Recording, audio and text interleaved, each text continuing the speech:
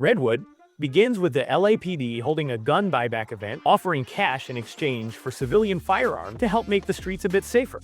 A woman shows up with a collection of her late father's weapons from his time in the military, including a highly unstable Claymore mine from Vietnam. Nolan and the other rookies immediately call in the bomb squad, but just as they try to get her to safety, the Claymore in her trunk detonates outside. Meanwhile, Ben tells Nolan that his ex-wife has sold their old house, stirring up some nostalgia. But before Nolan can dwell on it, a work emergency pulls him back. The vice president is visiting town, and their precinct is assigned to handle security. During the briefing, led by Gray and Agent Danvers, West gets caught texting and is quickly reprimanded. After the meeting wraps up, Nolan and Bishop are given a special assignment to track down a Class 2 threat with a history of attacking law enforcement. The rest of the teams head to inventory, loading up on everything from police tape and cones to riot gear, because they need to be ready for anything. West and Lopez respond to a peaceful protest, but when the crowd refuses to disperse, they threaten arrest. One protester tries to swallow a key, but ends up choking, prompting Lopez and West to jump in and help. Lopez later questions West about his constant phone use, which he explains is due to family issues. She reminds him to stay focused before they move on to their next task. They respond to a complaint at an apartment where someone has hung an offensive banner. But once inside, they discover a severely overcrowded unit, with a landlord clearly taking advantage of immigrant tenants. At the next door, a woman hesitates to cooperate, worried she might lose the rent money she desperately needs. Lopez spots a legal loophole and confronts the building manager, managing to secure a few months of free rent for the woman. As they continue down the hallway, West and Lopez hear a woman in distress and are forced to break down an apartment door. Inside, they find her tied to a chair. She accuses her son, but when he returns, he claims he restrained her to protect her. She's suffering from early onset dementia. Even so, they arrest him for elder abuse and move on to the next call.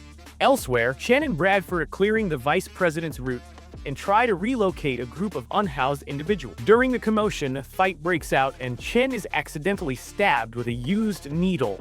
At the hospital, Bradford reminds the staff that armed officers are top priority, and Chen is quickly taken to the back. As the nurse draws her blood for testing, Chen begins to panic about what could happen.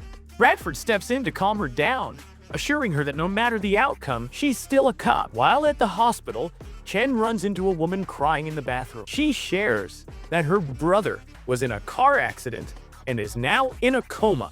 Chen notices a bottle of bleach nearby and grows suspicious. She quietly follows the woman and discovers her preparing to inject the bleach into her comatose brother. Bradford and the hospital staff rush to the room, and Chen is able to subdue the distraught woman with a taser just in time. Meanwhile, Bishop and Nolan track down their target, Stanley, the Class 2 threat. But when they start questioning him, he bolts. Nolan gives chase and manages to take him down. In his possession, they find a flare gun, possibly preventing a planned assassination attempt. After booking Stanley, they're assigned to rover duty, basically delivering food and offering bathroom breaks to fellow officers. Not exactly thrilling. During one of their rounds, they respond to a car crash that quickly escalates when a man pulls a gun. Although the situation is diffused quickly, he accidentally fires and hits a bystander, who tragically dies at the scene. Due to a last-minute route change for the vice president, Nolan and Bishop are sent to set up roadblocks in a different part of town. The VP is planning a visit to a local restaurant, and West and Lopez are assigned to counter-assault detail. While scouting the area, Nolan and Bishop spot a suspicious vehicle parked behind a closed store and suspect a robbery in progress. They apprehend the driver, and when the other three suspects emerge, a gunfight breaks out. West and Lopez hear the call for backup, but Agent Danvers orders them to stay on counter-assault as planned. That doesn't last long. Lopez and West show up just in time to help. They pull the injured driver to safety, while Nolan and Bishop handle the remaining suspect. With the help of tear gas and backup officers, they manage to bring the robbers under control. Back on the road, Lopez and West run into heavy traffic while rushing to the hospital. Thinking fast, Lopez drives along the sidewalk to make it there in time. At the hospital, West spots Chen and listens as she recounts her rough day involving the needle incident.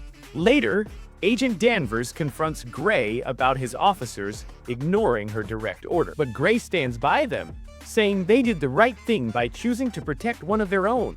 West eventually opens up to Chen about his brother's kidney condition. He had delayed donating a kidney, so he could join the academy.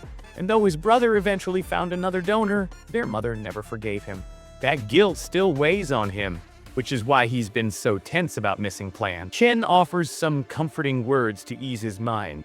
Chen then gets the results of her blood work. No viral infection, but she does have a staph infection and needs IV antibiotic. Meanwhile, Lopez commends West for how he handled himself in the field, and he thanks her for being such a strong mentor. Bishop reassures Nolan about the house being sold, reminding him that his son Henry will always hold those memories close. Redwood was a decent episode. It delivered some of the show's most intense action so far, but also featured some of the most far-fetched scenarios we've seen. The idea that rookie patrol officers would be handling high-level security during a visit from a major political figure feels more suited to an elite task force than fresh academy grad. Still, the episode succeeds in pushing the characters forward, showing how they continue to grow through high-stakes moments, and how, in this job, separating personal life from work isn't always possible. What did you think of this episode? Let me know in the comments below.